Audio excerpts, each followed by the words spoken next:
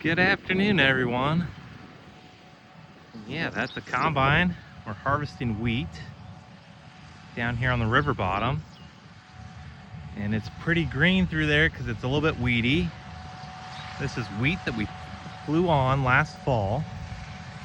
And then if you look out there, oh, those aren't all weeds. There are some weeds, obviously. But you know what else we got a lot of? Oh, there's soybeans. So, look up there, you can kind of look down the road, see the soybeans. So these soybeans were planted into the standing wheat after we grazed the wheat. We grazed the wheat all winter. And now we're harvesting it. We're hoping to do this a week earlier, but you know, combine situation's put us behind a little bit. We're borrowing a combine from the neighbors, so thank you for that. But yeah, Michael is cutting wheat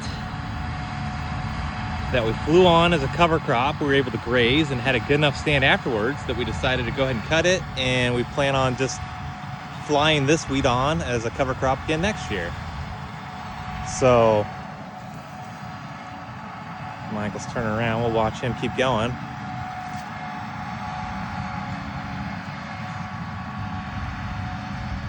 So yeah, we harvested or flew on about 900 bushels of wheat across 300 acres last year. With no intentions of harvesting it, just using it as a cover crop to graze. And we mix it in with some rape and turnips and radishes. If you look over the truck, we'll zoom in a little bit.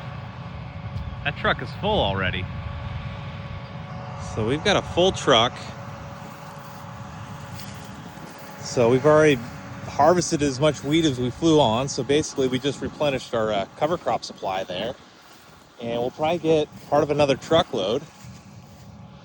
And if you look over here,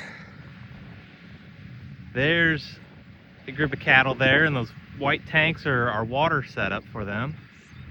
So we fill that every couple days. We got a water tank for them on a float.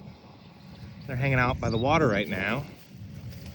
So they are grazing this green over here, which is like an oat mix, along with some alfalfa and some other grasses in there that Michael drilled.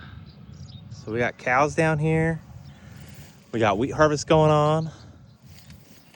We got soybeans. Just another day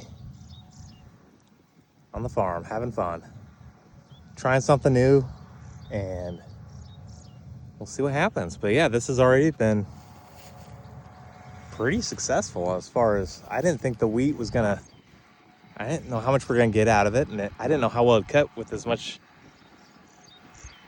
weeds that were coming through it, but we're doing a good job with it. And I'll walk us over, take a look at the back of the truck, and we can look at some of the wheat. But it's a little dirty, but not too bad. So I don't know if we'll need to clean it before we fly it on, or we could drill this too. But yeah, we'll put it in a bin and see what happens. But yeah, so it's kind of a relay crop situation we have right now, where you had the wheat growing in standing corn, and then the soybeans growing in the standing wheat. And so we're just kind of keeping more and more living root in the ground as much as we could, which is good for the soil, and made really good cattle feed and good ground cover, and just all sorts of farming with nature.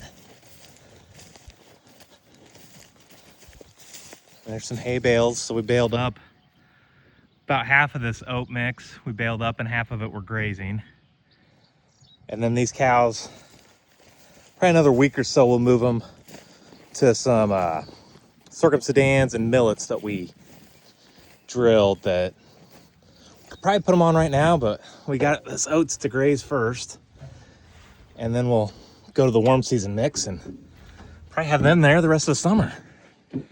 But yeah, here's a truckload of wheat. So yeah, we're just gonna keep on cutting, Because, you know, even though we're done harvesting wheat in Kansas, doesn't mean we're done harvesting wheat at home. So it's always fun to try something new, and excited to see what we can do with this wheat later. But I think it's gonna make good cover and good grazing for some cows next spring.